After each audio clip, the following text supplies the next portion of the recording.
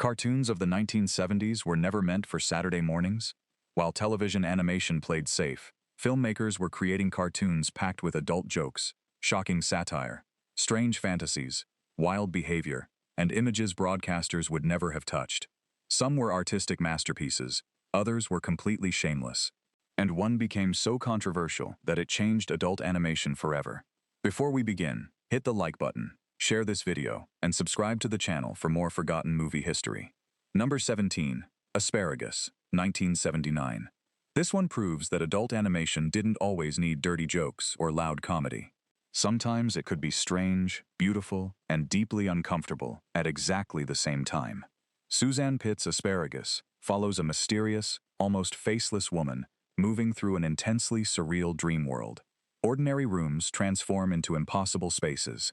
Household objects become symbolic shapes. Plants appear almost alive, and the entire short feels as though somebody animated a private dream without bothering to explain what any of it means. The unforgettable sequence arrives when the woman enters a theater carrying a case filled with bizarre objects. As an audience watches, those objects float into the auditorium like fragments of imagination escaping into reality. It's colorful, hypnotic, and deliberately suggestive, without behaving like a conventional narrative. Pitt's own site describes the film through sexual and artistic metaphor, while Criterion later called it a landmark of independent animation, exploring sexuality and an artist's inner world. It premiered in 1979 and became associated with the midnight film circuit, even screening alongside David Lynch's Eraserhead. For television programmers of the era, that combination of surrealism, adult symbolism, and provocative imagery would have been extremely difficult to schedule. Yet decades later, Asparagus looks less like cheap controversy and more like an animator proving that cartoons could become genuine experimental cinema. If you're enjoying these forgotten pieces of animation history, subscribe now because the movies get much crazier from here. And share this video with someone who still thinks cartoons were always made for children. Number 16. Kama Sutra Rides Again, 1971. Long before adult animation became a recognizable genre, British animator Bob Godfrey was already laughing at subjects respectable television usually avoided. Kama Sutra Rides Again centers on an older married couple named Stanley and Ethel, who have apparently decided that ordinary domestic life has become painfully boring. Their hobbies are presented with classic British understatement, but Stanley soon begins explaining the couple's increasingly ridiculous search for excitement. What makes the short funny isn't graphic detail. It's the contrast between wild visual ideas and Stanley's calm, almost business-like delivery. Every outrageous situation is treated as though he were discussing gardening equipment or a new household appliance. Godfrey turns British embarrassment around intimacy into the joke itself. The short was directed by Godfrey, ran roughly 8 minutes, and became an Academy Award nominee. It was also selected by Stanley Kubrick to accompany the British theatrical release of A Clockwork Orange, which tells you almost everything about the audience it was expected to attract. The funniest moments involve increasingly impossible diagrams and physical situations, all presented through simple cartoon drawings. The animation isn't luxurious, but that almost improves the joke. Children's television would have had no idea what to do with this. Yet as satire, it remains clever, because it isn't really celebrating outrageous behavior. It's teasing adults for being fascinated by it while pretending to be respectable. Number 15. Do It! Yasuji's Pornorama, 1971. Japan was experimenting with animation for mature viewers, while much of the Western television industry still treated cartoons almost automatically as children's entertainment. Released in 1971, Do It! Yasuji's Pornorama was based on the provocative gag manga style of cartoonist Yasuji Tanioka. Rather than building its reputation around polished fantasy or dramatic storytelling, it throws crude humor, exaggerated characters, and knowingly tasteless situations directly at the audience. Sources cataloging adult animated features identify it as one of the earliest adult-oriented animated films of the decade. The structure feels closer to a collection of outrageous comic strips than a conventional Disney-style feature. Characters behave badly, visual punchlines arrive suddenly, and social manners are treated as something waiting to be demolished. Its memorable sequences are less about one famous dramatic moment and more about the constant escalation. A seemingly ordinary interaction can become absurd within seconds because the movie keeps pushing every joke beyond reasonable taste. That style is important historically. Adult animation didn't develop along one path. Ralph Bakshi was creating gritty American counterculture pictures. Experimental animators were producing symbolic shorts, and Japanese creators were discovering how far caricature could be pushed. A network television executive looking at Pornorama in 1971 probably wouldn't have asked which scene needed trimming. The more realistic question would have been, what could possibly remain after the trimming was finished? Number 14. King Dick, 1973. Some forgotten films have titles that immediately tell you why they weren't fighting for a Saturday afternoon television premiere. The 1973 Italian animated feature, commonly known in English as King Dick, belongs squarely to that category. Catalogs of 1970s adult animation place it alongside Heavy Traffic, Belladonna of Sadness, and Fantastic Planet, although it never achieved anything close to their reputation. Its story uses fairy tale imagery, but turns familiar fantasy conventions into adult parody. Kings, witches, dwarfs, and magical situations appear, yet none behave with the innocence audiences associated with animated fairy tales. The filmmakers take the recognizable language of children's stories and deliberately corrupt it for laughs. That contrast creates the movie's strangest moments. Characters who initially look as though they belong in an illustrated storybook suddenly make decisions that would make Snow White leave the theater. The animation itself can appear crude compared with major studio productions, but refinement was never really the goal. This was closer to underground cartooning. Cheap, direct, mischievous, and interested in jokes mainstream animators wouldn't attempt. The most striking sequences come whenever the movie takes an old fairy tale expectation and turns it completely upside down. Noble heroes become fools, romance becomes farce, and magical adventure becomes an excuse for increasingly adult humor. It may be obscure today, but it represents an important part of the decade. Filmmakers discovering that recognizable cartoon imagery became even more provocative when intentionally aimed at grown-ups. Number 13. Once Upon a Girl, 1976. Fairy tales survived for centuries because storytellers kept changing them. This 1976 movie apparently decided they hadn't been changed enough. Once Upon a Girl combines live action with 3 adult animated stories, built around familiar fairy tale material. The framing device places Mother Goose on trial for obscenity, because she insists the clean versions everyone knows aren't the whole story. From there, she begins presenting supposedly more scandalous versions of famous tales. That setup gives the movie an excuse to parody Cinderella, Jack and the Beanstalk, Little Red Riding Hood, and other childhood material. The jokes aren't subtle, but subtlety clearly wasn't part of the business plan. One memorable running gag comes from the courtroom itself. Instead of apologizing for corrupting children's stories, Mother Goose behaves as though she's finally exposing what these tales were hiding all along. The contrast between familiar storybook imagery and unapologetically grown-up humor creates most of the comedy. The film was originally associated with an X rating, making any normal television showing practically impossible without enormous changes. Today, the movie plays like a time capsule from the period when filmmakers discovered they could market animation specifically to midnight audiences. It isn't interested in emotional depth or beautiful fantasy. It wants viewers to recognize something innocent, and then watch that innocence disappear. And in the 1970s, that alone was enough to make an animated feature feel dangerous. Number 12. Cleopatra, 1970. Before Fritz the Cat shocked American moviegoers, Japanese animation had already started challenging the assumption that cartoons belonged exclusively to children. Released in 1970 by Mushi Production, Cleopatra was directed by Osamu Tezuka and Eiichi Yamamoto, and formed part of the studio's experiments with animation aimed at adults. The premise is wonderfully strange. Rather than simply retelling ancient Egyptian history, the movie mixes Cleopatra's world with science fiction.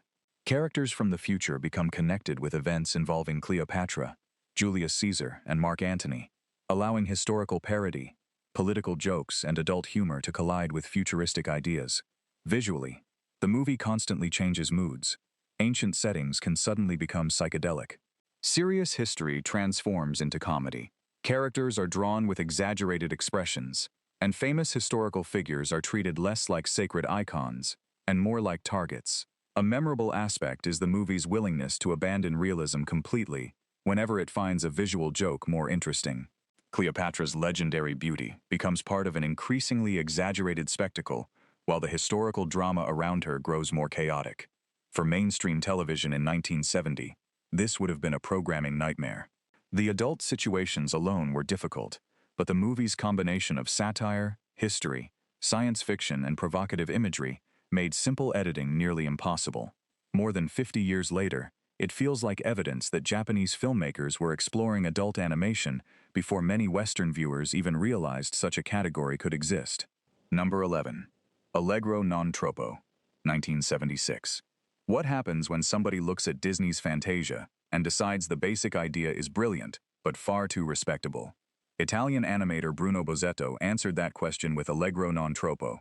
Released in 1976, the film pairs classical music with animated sequences, obviously recalling Fantasia, but the similarity quickly becomes a joke. Instead of majestic celebration, Bozzetto gives viewers melancholy, absurdity, satire, strange creatures, and distinctly adult imagery. Between the animated sections, live-action comedy shows an animator being treated almost like a prisoner by a ridiculous orchestra conductor. Those scenes create the impression that beautiful art is being produced inside complete chaos. The most famous animated section uses Ravel's Bolero. Life begins in a discarded container and gradually evolves into a marching parade of increasingly complex creatures. The sequence grows larger and more impressive until humanity arrives and changes everything. Another segment turns Debussy's music into a quiet story involving a lonely cat wandering through the ruins of what appears to have once been its home. Suddenly, the film that had been joking about everything becomes heartbreaking. That combination is what makes Allegro non troppo special. It can be cheeky and provocative, then unexpectedly beautiful minutes later. Adult imagery would have limited its television possibilities, but the larger reason it belongs here is its attitude. This was animation refusing to behave politely, simply because classical music was playing in the background. Number 10.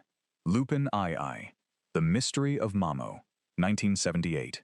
By the late 1970s, Japanese animation was showing that a cartoon hero could smoke, flirt, steal priceless objects, and get involved in stories far removed from children's television. Lupin III, The Mystery of Mamo, follows master thief Arsène Lupin III, after reports claim he has somehow been executed. Since Lupin is clearly still alive, that mystery immediately leads him toward an eccentric billionaire named Mamo, and a conspiracy involving cloning, immortality, and global power. The movie moves like a spy thriller after drinking too much coffee. Lupin steals, escapes, argues with his companions, chases women, and repeatedly survives situations that should end the adventure immediately. One of its most famous stretches involves Lupin entering Mamo's bizarre world and discovering that his enemy's apparent immortality isn't magic. Science, cloning, and an enormous plan involving the human mind gradually come into focus. The film appears on histories and catalogs of adult-oriented 1970s animation, and its tone is considerably rougher and more suggestive than the family animation Western television viewers associated with the period. Yet beneath the outrageous behavior is a genuinely ambitious science fiction idea. If somebody could preserve intelligence forever, would that person still be human? That's why The Mystery of Mamo remains fascinating. The adult jokes attract attention, but the strange philosophical story underneath them gives the movie its staying power. Number 9. Fantastic Planet, 1973. Nothing about Fantastic Planet looks comfortable. The colors are wrong. The creatures are wrong. The proportions are wrong. Even simple movements feel like they belong to a universe where human logic stopped working millions of years ago. René Laloux's 1973 French-Czechoslovak animated film takes place on a distant world dominated by giant blue humanoids called drags. Humans, known as ohms, are tiny by comparison. Some are treated like pets, others survive in wild communities while constantly facing danger from creatures that barely notice them. The story follows Ter, an ohm raised among the drags who gains access to their educational technology. Once he escapes, that knowledge becomes enormously valuable to other humans. What begins as one character's survival story gradually becomes a conflict between entire species. Perhaps the most unforgettable scenes involve ordinary drag children treating humans as toys. The behavior isn't presented like a traditional villain attack. To the drags, ohms simply seem insignificant. That casual cruelty makes the sequence much more disturbing. The film is regularly classified among mature or adult-oriented animated features of the 1970s. Although unlike many movies on this list, its reputation comes more from unsettling themes and imagery than crude humor. And that's exactly why it belongs here. Television cartoons of the era usually reassured viewers. Fantastic Planet does the opposite. It asks what humanity would look like if another species saw us the way humans sometimes see animals, and the answer isn't particularly flattering. Number 8. Wizards, 1977. A cute little wizard, magical fairies, and colorful fantasy landscapes sound perfectly safe for television. Then Ralph Bakshi enters the room. Released in 1977, Wizards takes place millions of years after civilization has destroyed itself. Two brothers emerge on opposite sides of a new world. Avatar represents magic and life, while Black Wolf uses technology, propaganda, and forgotten weapons to build an army. The conflict becomes more disturbing when Black Wolf discovers ancient footage from humanity's darkest period and begins projecting those images to inspire his forces. Suddenly, the movie isn't merely fantasy. Bakshi is using fantasy creatures to talk about propaganda, authoritarianism, and the frightening power of images. One famous battle sequence deliberately clashes different visual styles. Mutant soldiers, fantasy warriors, rotoscoped imagery, and old wartime footage collide on screen. It feels rough and chaotic because chaos is exactly what Bakshi wants. Wizards is consistently included in lists of adult animated films from the 1970s, though it isn't adult in quite the same way as Fritz the Cat or Dirty Duck. Its mature reputation comes from violence, political imagery, suggestive humor, and a worldview much darker than its fairy tale character designs initially suggest.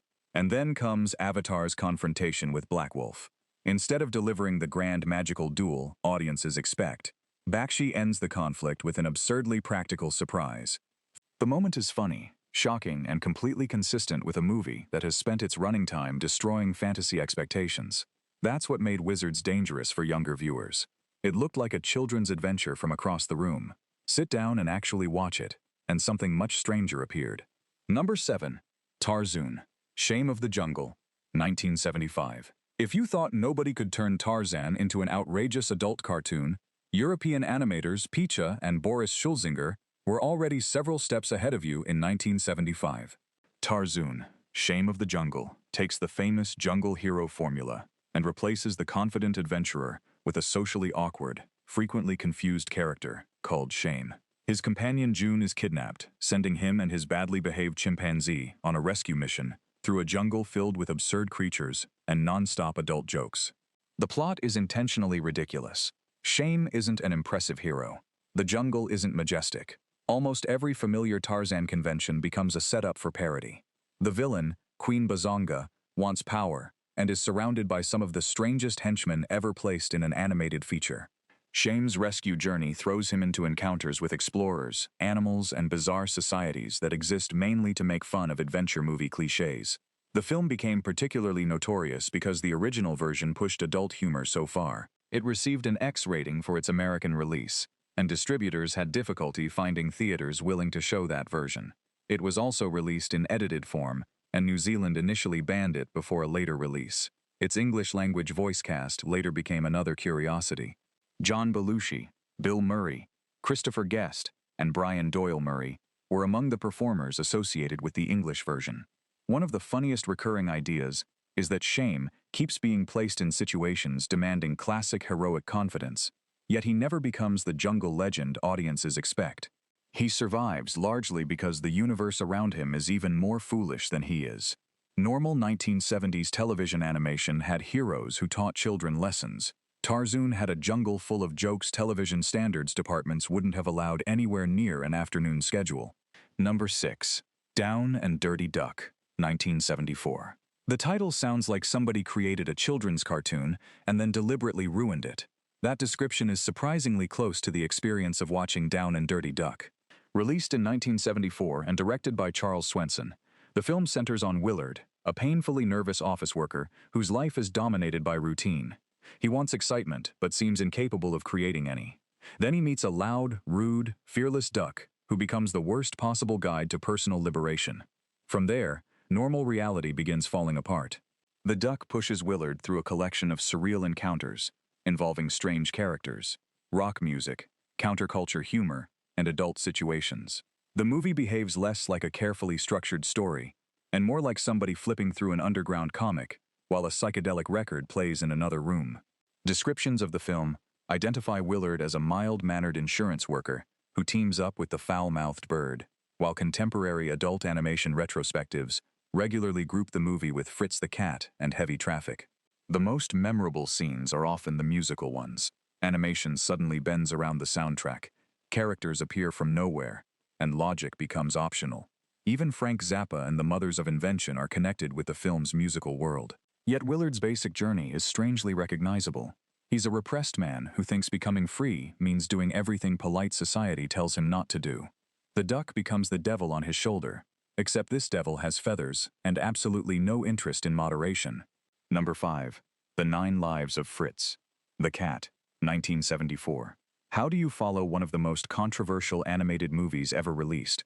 Apparently, you make the main character older, unhappier, and trapped in domestic life.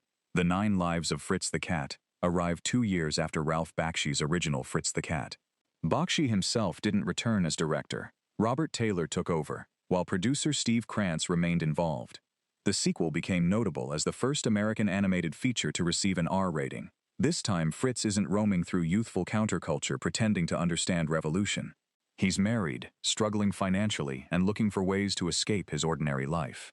His solution is fantasy. While sitting around and drifting through his thoughts, Fritz imagines alternate versions of himself in different situations, his supposed additional lives.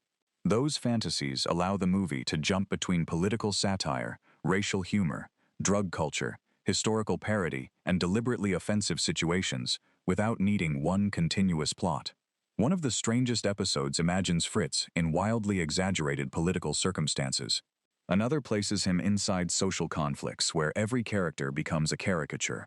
The movie repeatedly takes recognizable American anxieties from the early 1970s and exaggerates them until they become cartoon nightmares.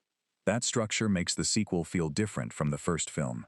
The original had movement. Fritz wandered through New York searching for experience. Here, much of the action represents a dissatisfied man imagining other lives because the one he actually has isn't working. The adult content is still present, but the desperation underneath it is arguably darker. Fritz wanted freedom in the first movie. By the sequel, freedom has become another fantasy he can't quite reach. No television network was going to broadcast this intact during the 1970s. Even beyond its suggestive material, the movie deliberately attacks politics, race, marriage, masculinity, and American culture, with almost no interest in being diplomatic.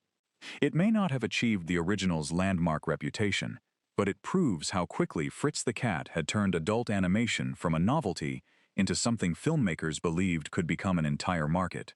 Number 4. Belladonna of Sadness, 1973. Calling Belladonna of Sadness filthy almost feels unfair. Provocative? Absolutely. Adult? Without question.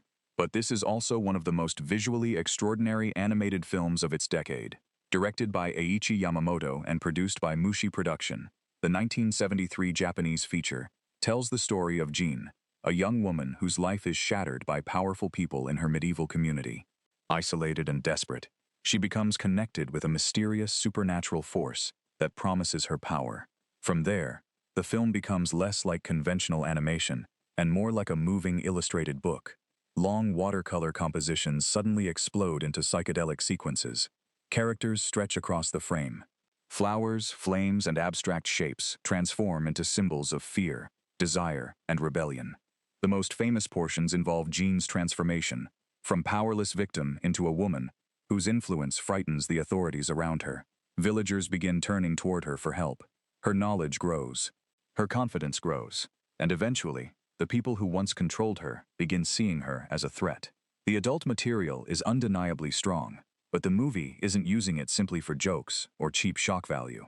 Its imagery is connected to power, oppression, sexuality, and social rebellion. That artistic ambition is what separates Belladonna from many films on this list. A 1970s television broadcaster might have removed individual scenes from Dirty Duck. With Belladonna of Sadness, removing the provocative material would mean dismantling the language of the entire movie.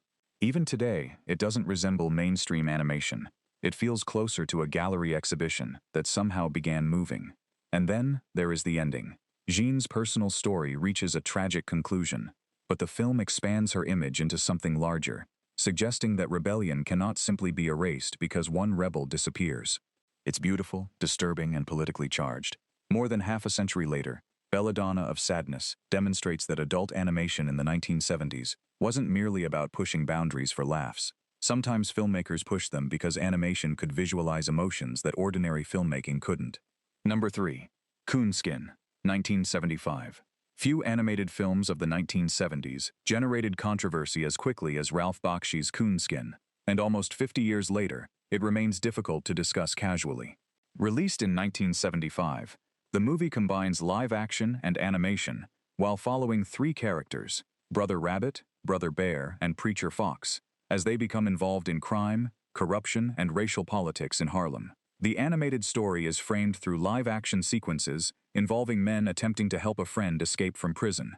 Bakshi deliberately uses ugly stereotypes, exaggerated caricatures, and offensive imagery, but his intention was satirical. Rather than presenting prejudice innocently, he throws racist imagery back at American culture while attacking organized crime, corrupt institutions, exploitation, and entertainment stereotypes. That approach created immediate problems, because provocative satire doesn't guarantee audiences will interpret the images the way the creator intends. One of the most memorable sequences involves Brother Rabbit gradually becoming a major figure in Harlem's criminal world. Instead of presenting his rise as glamorous, the movie turns nearly everyone around him into a symbol of greed or manipulation. Another disturbing sequence transforms racist imagery itself into something monstrous. Bakshi uses animation's ability to distort bodies and environments, forcing caricatures to become increasingly grotesque. Barry White, Charles Gordon, and Scatman Crothers provided major voices, giving the picture an unmistakable personality. But controversy surrounded the release. Protest and accusations over its imagery hurt the movie's reception, even though Bakshi argued that he was attacking racism rather than celebrating it. That's what makes Coonskin such a complicated entry in animation history. It isn't provocative simply because characters behave badly. It deliberately walks into cultural territory most studios avoided completely. Normal television executives in 1975 would have seen almost nothing safe about it. The language was adult. The violence was strong. The satire required context. The racial imagery was explosive. Number 2. Heavy Traffic, 1973. If Fritz the Cat showed Ralph Bakshi kicking open the door to adult animation, Heavy Traffic showed what happened when he stopped worrying about whether anybody approved.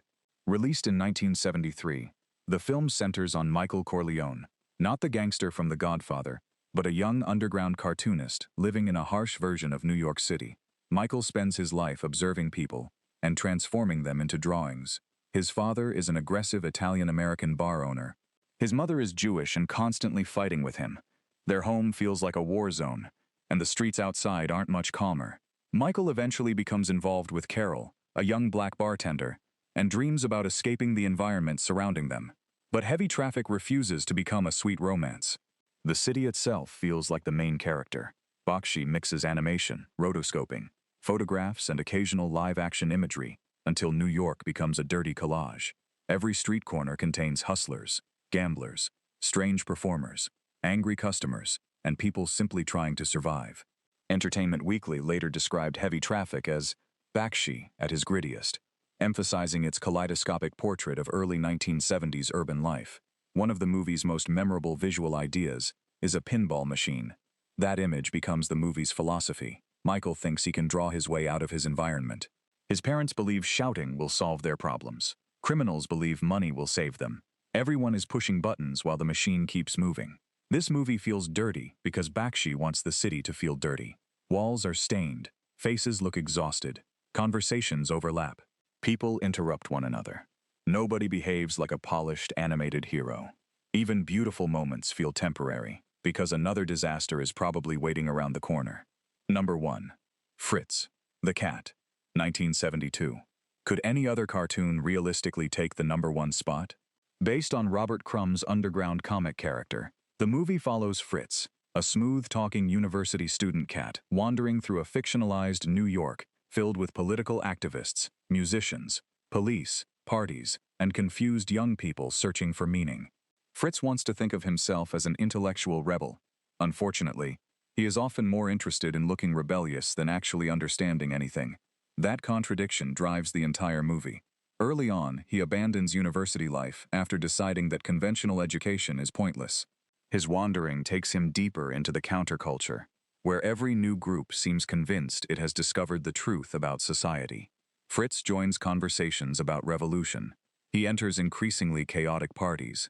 He becomes involved with activists. And almost everywhere he goes, his selfishness makes already unstable situations worse. Bakshi fills the film with adult situations, substance use, political satire, racial tension, and deliberate provocation. The Motion Picture Association gave it an X rating, making it the first American animated feature to receive that classification. That rating became part of the marketing. Instead of hiding from controversy, the film sold itself through it. One of the most famous early sequences begins with Fritz performing music for women, while pretending to be far more sophisticated than he really is. The situation escalates until the gathering becomes a perfect summary of Fritz's personality.